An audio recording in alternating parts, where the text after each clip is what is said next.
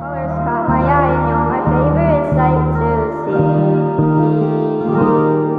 It's from the way that you move and everything that you do. And after that it's when I realize that I love you.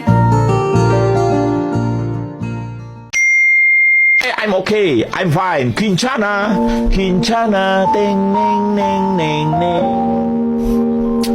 Ku menahan rasa sakit, rasa sakit. Few moments later.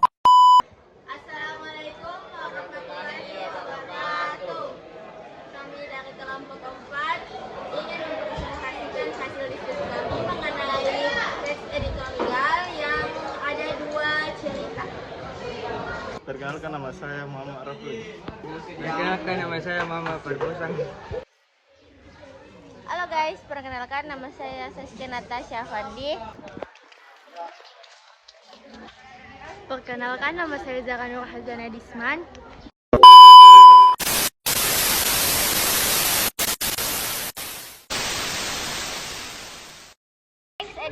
Teks editorial yang kelompok kami amati itu tentang begal. Pertama-tama, begal merupakan salah satu bentuk kejahatan yang paling meresahkan masyarakat Indonesia.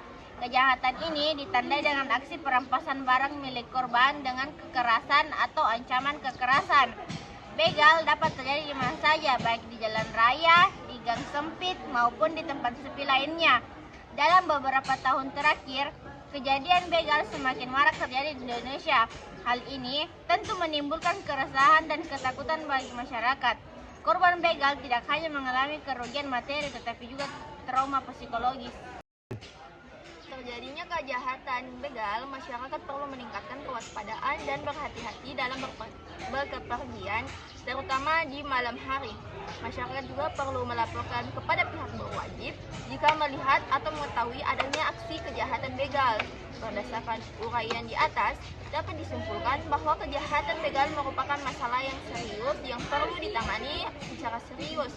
Pemerintah dan masyarakat perlu bekerja sama untuk mencegah dan menanggulangi kejahatan begal. Jika tidak ditangani secara serius, kejahatan begal dapat mengancam keamanan dan ketertiban masyarakat. Jadi saran saya yang pertama, pemerintah perlu meningkatkan anggaran untuk penanganan kejahatan begal. Yang kedua, pemerintah perlu melakukan sosialisasi dan edukasi kepada masyarakat tentang bahaya kejahatan begal. Yang ketiga, pemerintah perlu meningkatkan koordinasi antara lembaga penegak hukum dalam menangani kejahatan begal. Jadi yang saya kritik yaitu penegakan hukum terhadap pelaku kejahatan begal masih lemah di sekitar kita. Dan masyarakat masih kurang peduli terhadap masalah kejahatan begal. Dan harapan saya kejahatan begal dapat ditekan dan dihilangkan dari Indonesia. Dan prediksi saya yang terakhir itu kejahatan begal akan terus marak terjadi jika tidak ada upaya serius dari pemerintah dan masyarakat untuk mencegahnya. LGBT masih menjadi isu yang kontroversial di Indonesia. Sebagian masyarakat masih menolak keberadaan kelompok LGBT, sementara sebagian lainnya mulai menerima dan memberikan ruang bagi kelompok tersebut. Dari sudut pandang hak asasi manusia, setiap orang memiliki hak untuk menentukan orientasi seksual, hal yang diakui oleh berbagai organisasi internasional seperti Perserikatan Bangsa-Bangsa atau juga PBB dan Dewan Hak Asasi Manusia. PBB telah mengeluarkan deklarasi universal hak asasi manusia yang menyatakan bahwa setiap orang memiliki hak untuk bebas dari diskriminasi atas dasar orientasi seksual. Diskriminasi terhadap kelompok LGBT dapat memiliki dampak yang sering terhadap kehidupan mereka. Mereka dapat mengalami stres, depresi, bahkan kekerasan. Diskriminasi ini juga dapat menghambat mereka untuk berpartisipasi secara penuh dalam masyarakat. Oleh karena itu diperlukan upaya untuk mengingatkan pemahaman masyarakat tentang hak asasi manusia termasuk LGBT. Masyarakat perlu didorong untuk menerima dan menghormati perbedaan otoritas seksual. 1. Saran untuk meningkatkan penerimaan masyarakat terhadap kelompok LGBT, yaitu edukasi masyarakat tentang hak asasi manusia, termasuk hak asasi LGBT. Edukasi dapat dilakukan melalui berbagai media seperti sekolah, media massa, dan organisasi. Saran yang kedua, meningkatkan dialog dan komunikasi antar kelompok LGBT dan masyarakat. Dialog dan komunikasi dapat membantu masyarakat untuk memahami lebih baik tentang kelompok LGBT.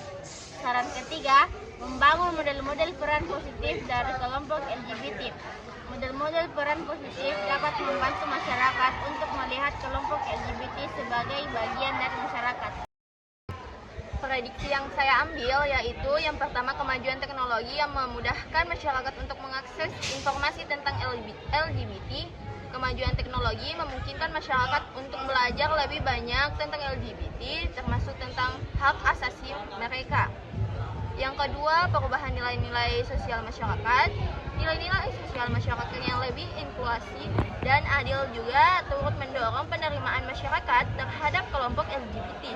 Namun, masih ada kemungkinan bahwa penolakan terhadap kelompok LGBT akan tetap ada di masyarakat.